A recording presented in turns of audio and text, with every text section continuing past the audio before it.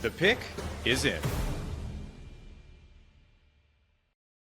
With the number 76 pick, the Dallas Cowboys select Shavon Revel, the East Carolina cornerback, presented by LinkedIn. Landon McCool of Locked On Cowboys here breaking it down with me. Landon, Dallas having a pretty good draft so far. Tyler Booker at number 12. Then they go Donovan Iziraku, and now they continue to add to that defense with Shavon Revel. How do you like this pick, and how does he fit with this Dallas secondary? Man, I really love this pick. I mean, I think they've gone away from some of the spots that the Cowboys thought that they were going to go to, or the fans thought they were going to. But I really love what they've ultimately done. And yeah, and this pick specifically with Diggs coming back from the injury, there's a lot of uncertainty about his health.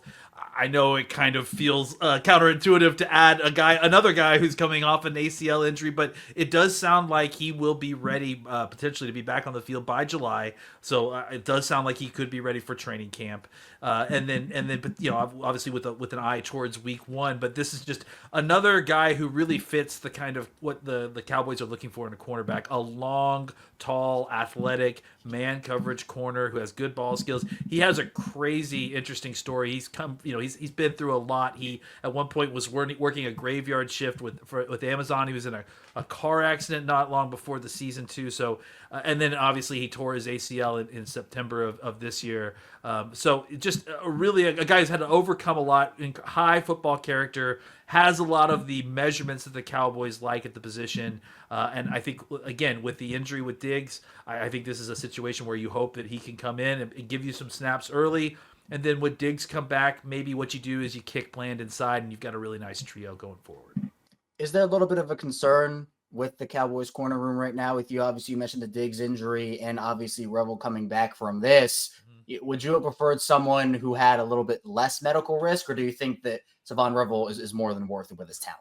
I think on the short term, potentially. I mean, but I will give up the short term risk of, maybe that crossover of both of these guys potentially not being quite ready yet, which may not even happen, for the upside that you get with the guy like this. Because, I think Dane Brugler, the Athletic, said it best. Like, this guy doesn't tear his ACL, he's a first-round pick all day. So I think that they're willing to bet on the upside and realizing that they have him for 4 years, not just the first 6 games of the season. Through the Cowboys' first couple of picks, how would you grade their haul so far? I mean, I think I would grade it a B or a B plus. I mean, the only reason I would hesitate from going away from an A is that I still think they have work to do at the running back position, which they easily can handle on the third day, especially the way the draft is handling. And I thought that wide receiver too was a really serious need for them, and they've basically avoided it. So I think that they can still solve that. And I love the picks that they've made so far. But the only reason I'm not kind of super thrilled about the picks so far is that I do feel like there may be still some work to do at some key elements. For continuing coverage of the Dallas Cowboys, subscribe to Locked On Cowboys wherever you get your podcasts. And for more on Shavon Revel, let's hear from Locked On NFL Draft, who spent a lot of time covering Shavon Revel up close. Shavon Revel has one of the highest ceilings of all the cornerbacks in the 2025 NFL Draft. My name is Damian Parson.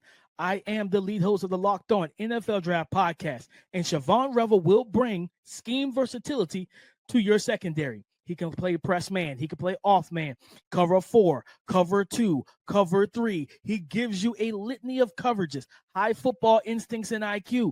This is a tall, long-legged, fast corner, but also has great wingspan and arm length, and he uses that in the contact window to disrupt timing with the wide receivers' releases and reroute them to make the quarterback hold the ball or not look in that direction.